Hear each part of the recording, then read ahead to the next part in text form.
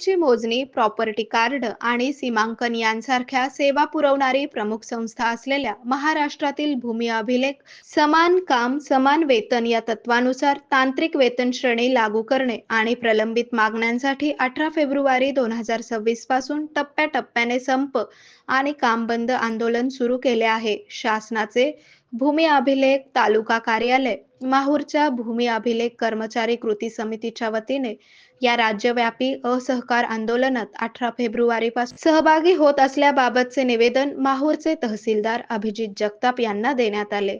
या आंदोलनामुळे जमीन मोजणी, 7-12 उतारे आणि इतर महत्त्वाच्या कागदपत्रांचे काम ठप्प झाले असून सर्वसामान्यांची मोठी गैरसोय होत आहे.